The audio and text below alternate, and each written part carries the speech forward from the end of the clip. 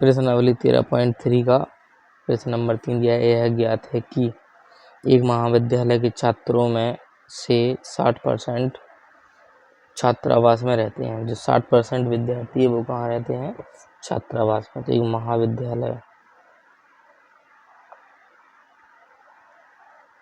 महाविद्यालय के 60% विद्यार्थी छात्रावास में रहते हैं, छात्रावास में, और जो 40% होंगे वो छात्रावास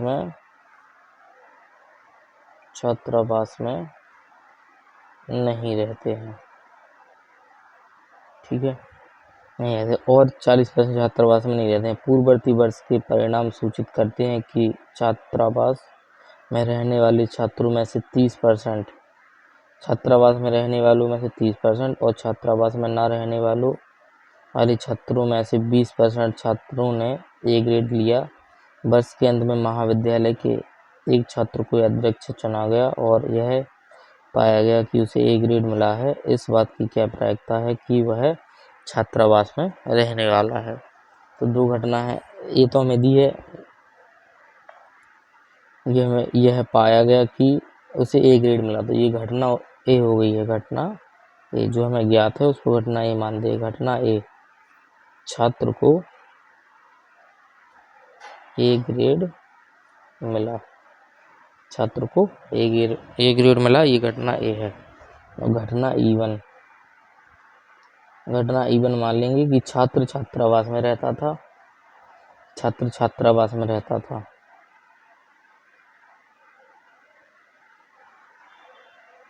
बस में रहता था। और घटना E2 मान लेंगे, छात्र छात्रावास में नहीं रहता था। तो छात्र छात्रावास में रहता था, इसकी क्या प्रायिकता दी है, और छात्र छात्रावास में नहीं रहता था, उसकी क्या प्रायिकता दी है? तो छात्र छात्रावास में रहता था वो 60% है। पी ऑफ E1 हमें दिया है कि महाविद्यालय का छात्र जो है वो 60% छात्र छात्रावास में रहते हैं, तो 60% ये होगा, और 40% छात्रावास में नहीं रहते थे। इसको परसेंट से संख्याएं बदलेंगे तो 0.6 आएगा और ये आएगा 0.4 आएगा। ठीक है, छात्र छात्रावास में नहीं रहता था, ये हो गया। अब इसके बाद हमें क्या दिया है? पूर्ववर्ती वर्ष के परिणाम सूचित करते हैं कि छात्रावास में रहने वालों छात्रों में से 30% और छात्रावास में ना रहने वाले छात्रों में से 20% छात्रों को ए ग्रेड मिला। तो हमें ये घटना मतलब P of E1, P of A upon E1 कितना दिया है कि घटना E1 घटित हो चुकी है, यानी छात्र छात्रावास में रहता है, छात्र छात्रावास में रहता है। फिर उनको कितने नंबर मिले? छात्र छात्रावास में रहता है उसको 30% मिले, छात्रावास में रहने वाली को 30% ए ग्रेड मिला। तो छात्र छात्रावास में रहता है, फिर उसको ए ग्रेड मिला, तो कितने परसेंट है? 30%। ये आ गया 0.03। और P of A upon E2 कितना आएगा? P of A upon E2 आएगा, छात्रावास में ना रहने वाले छात्रों में से 20% को ए ग्रेड मिला। ये कितने हैं? 20% ए ग्रेड मिला, लेकिन वो कौन से? E2, छात्रावास में नहीं रहता था, उसको ए ग्रेड मिला। घटना ए है, ए ग्रेड मिलने वाली, तो 20%। ये हो गया 0.02%। ज्ञात क्या करना है? ज्ञात करना है हमें P ऑफ, ये लिखा हुआ है, यह पाया गया कि उसे ए ग्रेड मिला। इस बात की क्या प्रायिकता है कि वह छात्र छात्रावास में रहने वाला है। छात्र को ए ग्रेड तो मिला, ये तो हमें ज्ञात है, ज्ञात वाली घटना हमेशा नीचे आएगी, लेकिन वो छात्र कहाँ रहने वाला है? छात्रावास में रहने वाला, छात्रावास में रहने वाला E1 है। तो P ऑफ E1 अपॉन ए निकालना है, तो इसके लिए फॉर्मूला बनेगा P of A into P of A upon E1 plus P of E1, P of E2 into P of A upon E2, और ऊपर E1 वाला पूछा है तो ये पूरा ऊपर आ जाएगा, P of E1 into P of A upon E1। ये इसमें मान रख लेंगे अब सबके। E1 का मान कितना है 0.6, P of A upon E1 का मान 0.3 होगा, ये 0.3 और बटे में इसका मान 0.6 और P of A upon E1 0.3 plus P of E2 है 0.4 और इनटू में P of A upon E2 है 0.2, ये दशमलव है। ठीक है, इसको हल कर लेंगे।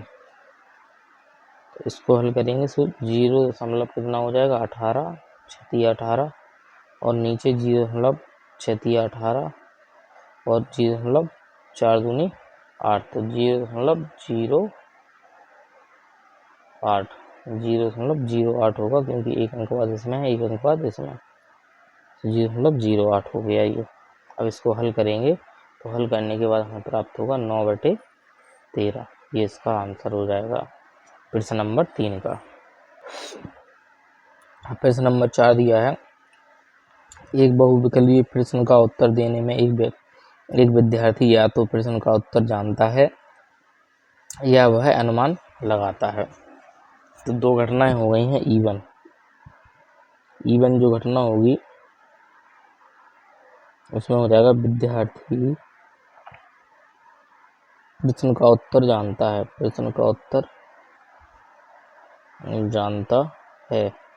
और जो घटना E2 होगी उसमें ले आएंगे विद्यार्थी प्रश्न का उत्तर नहीं जानता है तो वो फिर अनुमान लगाएगा। ठीक है, तो एक घटना E1 हो गई, विद्यार्थी प्रश्न का उत्तर जानता है। घटना E2 हो गई है, विद्यार्थी प्रश्न का उत्तर नहीं जानता है। ठीक है, अनुमान लगाता है। माना कि उसके उत्तर जानने की प्रायिकता, उत्तर जानता है, इसकी प्रायिकता कितनी है 3/4, तो ये P ऑफ E1 हो गया 3/4 और अनुमान लगाने की प्रायिकता 1/4 है, P ऑफ E2 हो गया 1/4। अनुमान यानी प्रश्न का उत्तर नहीं जानता है, अनुमान लगाने की प्रायिकता कितनी हो गई है 1/4।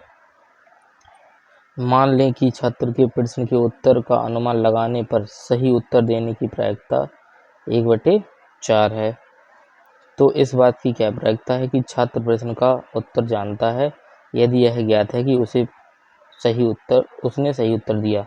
घटना ए जो है, घटना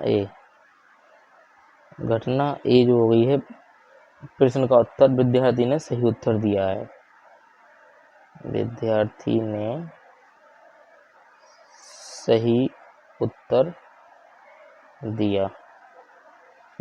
सही उत्तर दिया है, तो P of A upon E1 क्या बनेगा, P of E upon E1 मतलब विद्यार्थी प्रश्न, पहले तो E1 देखेंगे, विद्यार्थी प्रश्न का उत्तर जानता है, फिर विद्यार्थी ने सही उत्तर दिया है, इसके लिए क्या प्रायिकता बनेगी, उत्तर अनुमान लगाने पर सही उत्तर देने की प्रायिकता 1/4 है। अनुमान लगाने पर यानी P of A upon E2 है, E2 मतलब अनुमान लगाने की प्रायिकता है, उत्तर नहीं जानता है, और ए विद्यार्थी ने सही उत्तर दिया, ये ए है, जो ज्ञात है वो बटे में लिखते हैं। तो विद्यार्थी प्रश्न का उत्तर नहीं जानता है यानी अनुमान लगाता है, फिर सही उत्तर देता है, तो उसकी प्रायिकता कितनी दी है 1/4। तो सही उत्तर देने की प्रायिकता उसकी कितनी होगी, विद्यार्थी प्रश्न का उत्तर जानता है, विद्यार्थी ने सही उत्तर दिया, तो अगर विद्यार्थी प्रश्न का उत्तर जानता होगा तो केवल उसी ऑप्शन पर टिक करेगा, 4 ऑप्शन उसको नहीं देखने पड़ेंगे, तो इसकी प्रायिकता हो जाएगी 1, डायरेक्ट उसी पर टिक करेगा। तो ये सबके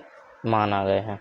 और उसने पूछा है कि कोई इस बात की प्रायिकता क्या है कि कोई छात्र प्रश्न का उत्तर जानता है यानी E1 हो गया, E1 यदि यह ज्ञात है कि उसने सही उत्तर दिया है, तो P ऑफ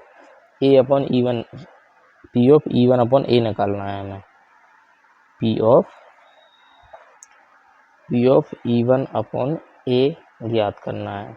ये विद्यार्थी ने सही उत्तर दिया है कब, जब वो प्रश्न का उत्तर जानता था, तो E1 ऊपर, जो ज्ञात है वो पहले लिखेंगे नीचे। विद्यार्थी ने सही उत्तर दिया कब, जब वह विद्यार्थी प्रश्न का उत्तर जानता था, तो ये हमें ज्ञात करना है। इसके लिए फॉर्मूला बनेगा P of E1 into P of A upon E1 plus P of E2 into P of A upon E2 और P of E1 into P of A upon E1 ऊपर आ जाएगा। इनके मान रखना है सबके। पी ऑफ E1 का मान कितना है 3/4, P of A upon E1 का मान कितना है 1 बटे में 3/4 गुणा 1 प्लस पी ऑफ E2 का मान कितना है 1/4 और P of A upon E2 का मान भी कितना है 1/4। इन सबको हल कर लेंगे। 3 एकम 3/4 और बटे में जो आएगा 3 एकम 3/4 और प्लस 1/4, 4 आ जाएगा एलसीएम इनमें, 4 दोनों में लासा आ गया तो 3 एकम 3 प्लस इनमें भी इसमें हो जाएगा 16 आएगा एलसीएम। 16 4 चौको 16, 4 का भाग 16 में 4 बार, सब 4 दिए 12 प्लस इनका लासा आया 16 से 16 कट गया, एक ही कम 1 आ जाएगा। ये लासा कितना आया 16। इधर देख लो एक तरफ 3/4 और ये हो गया 3 एकम 3/4 प्लस 1 एकम 1/16 तो 3/4 एलसीएम आया 16, 4 का भाग 16 में 4 बार, से 4 दिया 12, 16 से 16 कट गया सो ये आ गया। सो ये हो गया 3/4 और 13/16 ऐसा हो जाएगा। तो इसका इसमें गुणा, इसका इसमें गुणा हो जाएगा। सो हल करने पे आएगा अपना 12/13 आंसर। ये चौथे प्रश्न का आंसर हो जाएगा।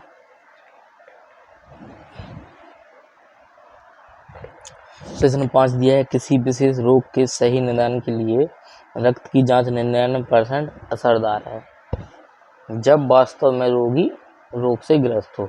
अगर रोगी रोगग्रस्त है, रोगी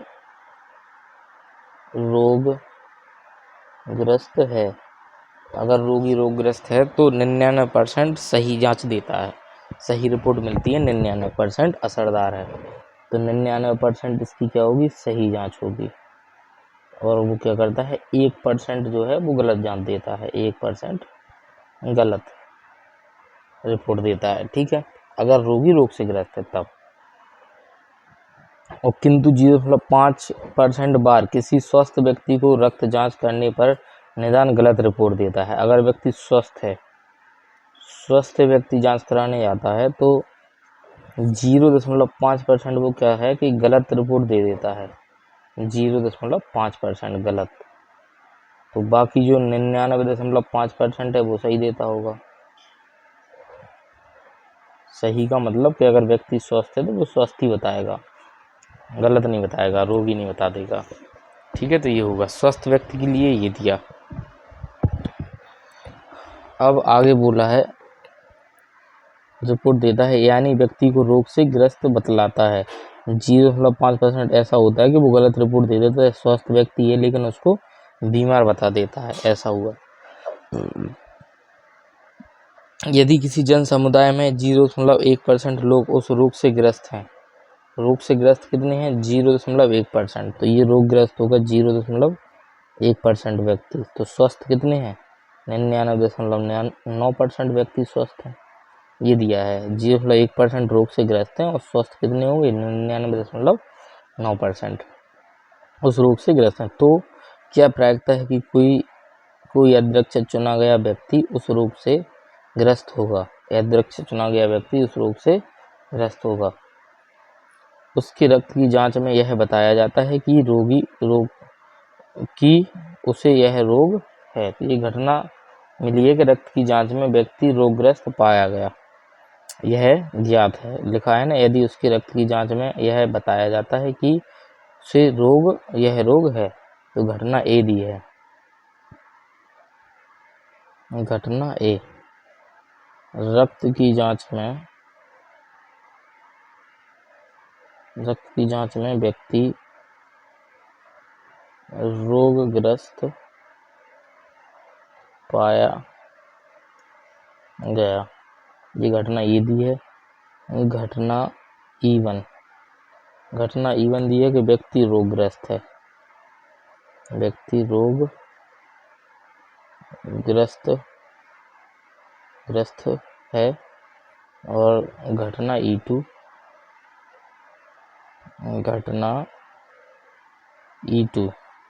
व्यक्ति कैसा है, व्यक्ति स्वस्थ है। दो प्रकार के व्यक्ति हो सकते हैं, व्यक्ति रोगग्रस्त हो सकता है और व्यक्ति स्वस्थ हो सकता है। तो अब हमें क्या क्या दिया है इधर बना लेंगे एक तरफ। P ऑफ E1 यानी व्यक्ति रोगग्रस्त है, रोगग्रस्त कितने हैं 0.1%, इसको हम परसेंट हटाएंगे तो क्या बनेगा 0.001।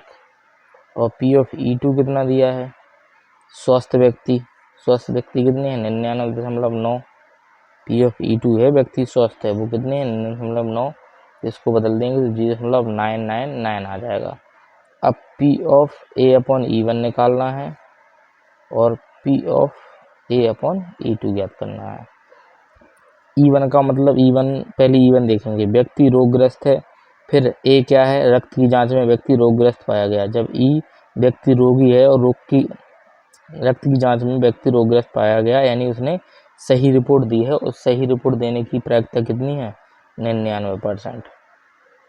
इसको बदल देंगे तो 0.99% आ जाएगा, 99 आ जाएगा। और P ऑफ A/E2 का मतलब व्यक्ति स्वस्थ है, फिर रक्त की जांच में व्यक्ति रोगग्रस्त पाया गया, यानी उसने गलत बता दिया, तो उसके लिए कितना है 0.5% दिया है ये, तो परसेंट को हटाएंगे तो 0.005 आ जाएगा, ये माना गया।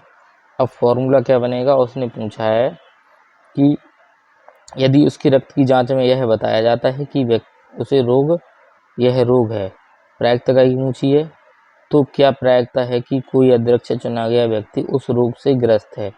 रोग से ग्रस्त व्यक्ति कौन से में है E1 में, तो यानी E1 घटना ली हमने, कौन सी ली E1 घटना ली, रोग से ग्रस्त है। अगर व्यक्ति हमने रोग से ग्रस्त वाला बताना है और व्यक्ति रोगी है, P ऑफ E1/A बताना है, जो हमें ज्ञात है। ज्ञात कौन सी है, रक्त की जांच में व्यक्ति रोगग्रस्त पाया गया, क्या प्रायिकता है कि रोगी व्यक्ति जो है रोगग्रस्त है, तो रोगग्रस्त के लिए क्या है E1, तो P ऑफ E1/A निकालना है। तो इसके लिए फॉर्मूला बनेगा P of E1 into P of A/E1 plus P of E2 into P of A/E2,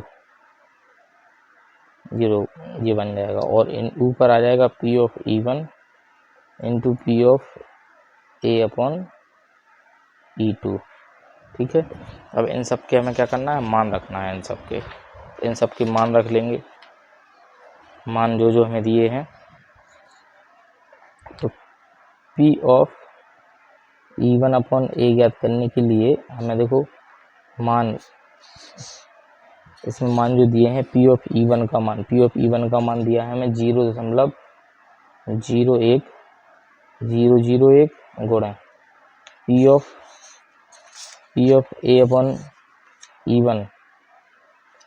A/E1 का मान दिया है हमें कितना 0.99% बटे में बाकी और सब मान रख लेंगे। ये तो आ जाएगा 0.01 गुणा 0.99 और प्लस में 0.099 और प्लस गुणा 0.005, ये सबके मान रख लिए। इसको हल कर लेंगे 0.00099 इनका गुणा कर लिया, बटे में इनका गुणा भी इतने आएगा 0.00099 और प्लस इनका गुणा आएगा 0.04995 इनका गुणा आ गया। इसके बाद 0.00099 बटे में इनको ऐड कर देंगे तो 0.00595 आएगा। अब इनको दशमलव हटा देंगे तो 99 जीरो बढ़ेगा और नीचे बचेगा 5 9 8 5। देखो 1 2 3 4 5 1 2 3 4 5 6, इसमें 6 अंक बाद है, इसमें 5 अंक बाद, तो 1 जीरो ऊपर बढ़ जाएगा। और इसको हल करने के बाद इसको हल करेंगे तो आएगा 22/133। ये हमारा आंसर हो जाएगा 5वें प्रश्न का। प्रश्न नंबर 6 दिया है, 3 सिक्के दिए गए हैं, एक सिक्के के दोनों ओर चित्र है, एक सिक्के के दोनों ओर चित्र है, तो ये E1 मान लेंगे हम। E1 घटना E1 सिक्के पर दोनों तरफ चित्र है, ये घटना E1 हो गई। घटना E2 क्या दी है हमें, एक सिक्के पर दोनों तरफ चित्र है, दूसरा सिक्का अभिनत है जिसमें 75% बार चित्त प्रकट होता है। ठीक है, दूसरा सिक्का जो दिया है इसमें 75% बार चित्त प्रकट होता है, ये घटना दूसरी दी है। घटना E3 क्या दी है, और तीसरा अनभिनत सिक्का है। अनभिनत का मतलब एक तरफ चित्त है और एक तरफ पट है। तीसरा अनभिनत सिक्का है, पहला जो था उस पर दोनों तरफ चित्त है, दूसरी बार में 75% बार चित्त प्रकट होता है, और तीसरा अनभिनत सिक्का है, यानी इस पर एक तरफ चित्त लिखा है और एक तरफ पट लिखा है। तीनों में से एक सिक्के को यादृच्छा चुना गया और उसे उछाला गया।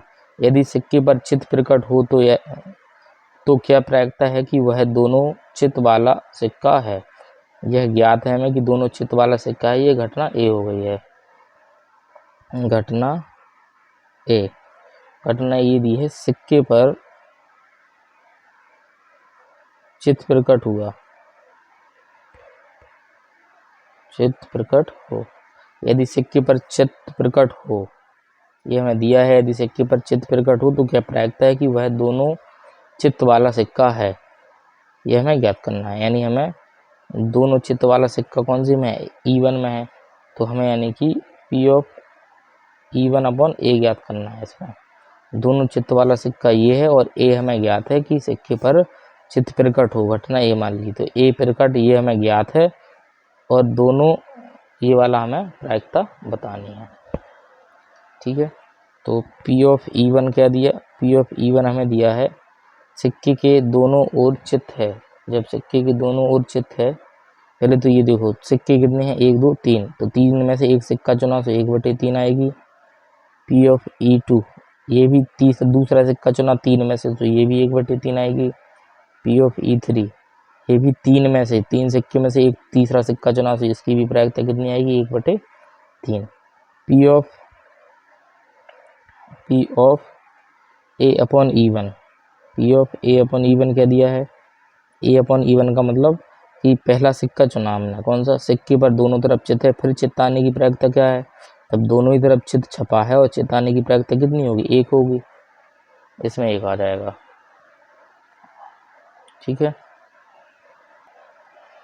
और P/A/E2 क्या दिया है, E2 मतलब पहले हमने 75% बार चित्त वाला सिक्का सिलेक्ट कर लिया, इसमें चित्त आने की प्रायिकता क्या है, 75% ही है, तो 75% हो गया, और इसको परसेंट से क्या में बदल लेंगे, संख्या में, भिन्न में, तो 3/4 आ जाएगा। और P/A/E3 क्या होगा, E3 मतलब पहले हमने तीसरा सिक्का सुन लिया, तीसरा अनभिनत सिक्का, यानी एक बार एक तरफ चित्त है और दूसरी तरफ पट है, तो चित्त आने की इसकी प्रायिकता कितनी हो जाएगी, 1/2 हो जाएगी। ये हो गया। अब हमें ये ज्ञात करना है, इस तरफ P/E1/A ज्ञात करना है, तो इसका फॉर्मूला क्या बनेगा, P/E1/A का, 3 सिक्के हैं तो 3 बनेंगी। अब इस बार P/E1 P/A/E1 plus P/E2 into P/A/E2 plus P/E3 into P/A/E3, ये बन जाएगा। ठीक है, और ऊपर पहला वाला पूछा है तो P/E1 इंटू P/A/E1, इन सब के मान रख लेंगे। तो इन सब के पी ऑफ E1 का मान कितना है 1/3, पी ऑफ A1 E1 1/1 अकेला है, तो 1/3 इंटू 1 पहला ही वाला सेम है, प्लस पी ऑफ E2 का मान कितना है 1/3, A/E2 कितना आया 3/4, पी ऑफ E3 कितना है 1/3, पी ऑफ A/E3 कितना आया 1/2। ठीक है, इसको हल कर लेंगे। तो 3 एकम, ये तो ऐसे ही रहेगा, 3 एकम 3, 1 एकम 1/3 और बटे में 1 एकम 1/3 प्लस 3 एकम 3/4 तिया 12 प्लस 1 एकम 1/3 दूनी 6, ये आ गया। इन सब में क्या ले लेंगे LCM लेंगे, हल करने के बाद आएगा 4/9, तो ये 4/9 इसका आंसर हो जाएगा। प्रश्न नंबर 7 में दिया एक बीमा कंपनी 200 स्कूटर चालकों 2000 स्कूटर चालकों 4000 कार चालकों और 6000 ट्रक चालकों को बीमा करती है। दुर्घटनाओं की प्रायिकता क्रमशः इतनी दी है। बीमाकृत व्यक्तियों यानी चालकों में से एक दुर्घटनाग्रस्त हो जाता है, उस व्यक्ति के दुर्घटना और उस व्यक्ति के स्कूटर चालक होने की प्रायिकता बताना है। मतलब जो व्यक्ति दुर्घटनाग्रस्त हुआ है वो स्कूटर चालक था, ये हमें प्रायिकता इसमें ज्ञात करनी है। तो हम घटना मानेंगे, घटना ए, घटना जो इसमें है वो है एक चालक दुर्घटनाग्रस्त हो गया। एक चालक क्या हो गया दुर्घटनाग्रस्त, एक चालक दुर्घटनाग्रस्त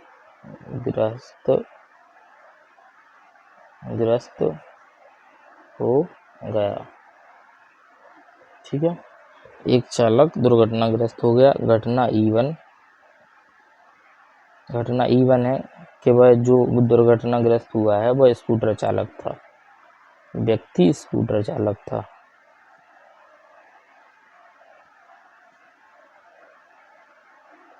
था। घटना E2 मान लेंगे, घटना E2 कि व्यक्ति कार चालक था। 3 व्यक्ति हैं, 3 चालक हैं। घटना E3 मान लेंगे कि व्यक्ति जो है वो ट्रक चालक है, व्यक्ति ट्रक चालक था। जो दुर्घटनाग्रस्त हुआ है वो व्यक्ति 3 प्रकार से हो सकता है। अब पी ऑफ E1 का मतलब व्यक्ति स्कूटर चालक कितने हैं 2000, पी ऑफ E2 कार चालक कितने हैं 4000, पी ऑफ E3 ट्रक चालक कितने हैं 6000, ये मान होगा। अब व्यक्ति जो दुर्घटनाग्रस्त हुआ है वो स्कूटर चालक है, इसकी प्रायिकता कितनी दी है, स्कूटर चालक ये ए ऊपर आएगा E1 नीचे। व्यक्ति स्कूटर चालक था, वो दुर्घटनाग्रस्त अगर हुआ है तो 0.01 है, और व्यक्ति अगर कार चालक है वो दुर्घटनाग्रस्त हुआ तो उसके लिए है 0.03, और व्यक्ति अगर ट्रक चालक है E3 और वो दुर्घटनाग्रस्त हुआ तो उसके लिए है 0.15। ये हमें मान दिए हुए हैं।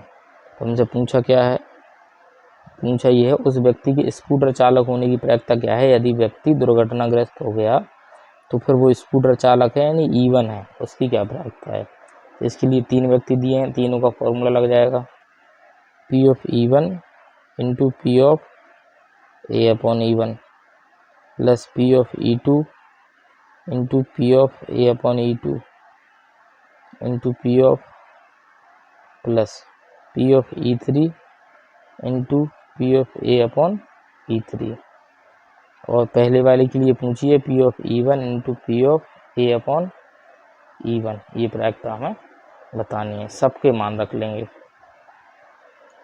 पी ऑफ E1 का मान कितना है 2000,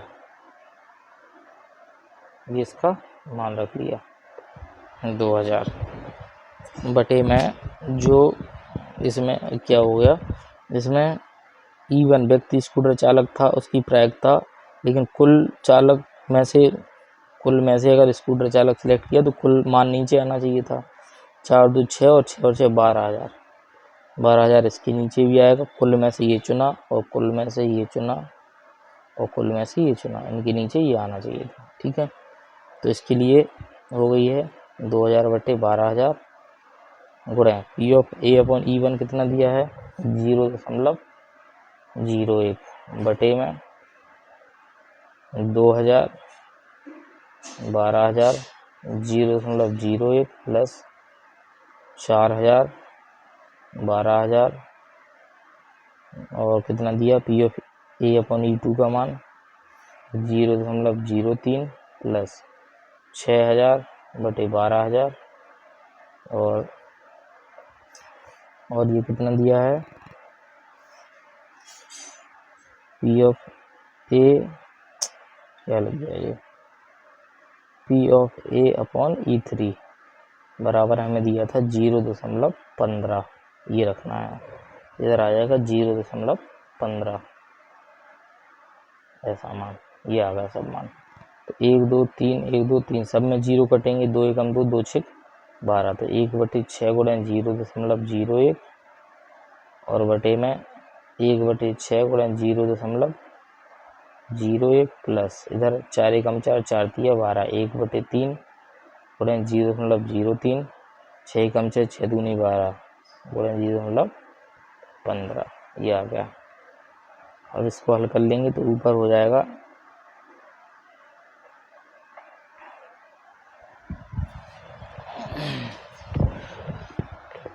0.01/6 और बटे में इनका गुणा 0.01/6 प्लस 0.03/3 प्लस 0.15/2।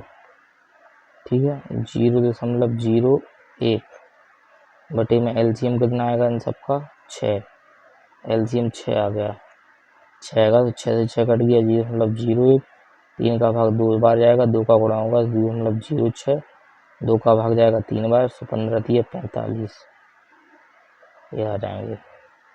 ये इनमें एलसीएम कितना आ गया 6 आ गया। 6 एलसीएम आने के बाद अब इसको और आगे हल कर लेंगे। 0.01 बटे में इनको सबको ऐड कर लो, जोड़ लो सबको,